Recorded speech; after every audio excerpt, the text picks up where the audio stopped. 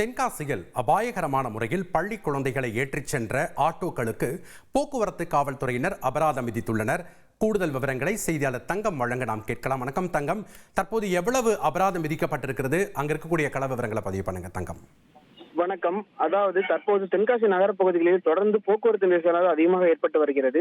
அந்த வகையில் இன்று காலையில் தென்காசி போக்குவரத்து காவல்துறையினர் போக்குவரத்தை சரி செய்து கொண்டிருந்த நிலையில் தென்காசி நகர் பகுதிகளில் பள்ளி குழந்தைகளை அதிக எண்ணிக்கையோடு ஏற்றி வந்த ஆட்டோக்களை மறித்தனர். அப்போது ஆட்டோக்களின் முன் இருக்கையில் அபாயகரமாக குழந்தைகளை ஏற்றி வந்த ஆட்டோக்களை காவல்துறையினர் தடுத்து நிறுத்தினர். தொடர்ந்து அவர்களுக்கு அறிவுரை வழங்கி இது போன்று ஏற்றி வருவதால் ஏற்படும் ஆபத்துகள் குறித்து அவர்களுக்கு எடுத்துரைத்ததோடு அவர்களுக்கு அபராதமும் விதித்தனர். தொடர்ந்து இவ்வாறான செயலில் ஈடுபடும் ஆட்டோ ஓட்டுநர்கள் கடுமையான நடவடிக்கை எடுக்கப்படும் என்ற ஒரு இது கொடுக்கப்பட்டுள்ள நிலையில் பெற்றோர்களும் இந்த இது குறித்து அபாயம் குறித்து விழிப்புணர்வு ஏற்படுத்தி மாணவர்களை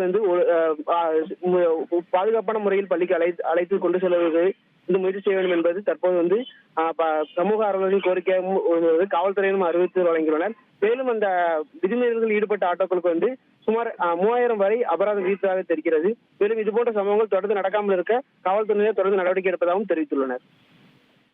நன்றி தங்கம், உங்களுடைய கள விவரங்களுக்கு.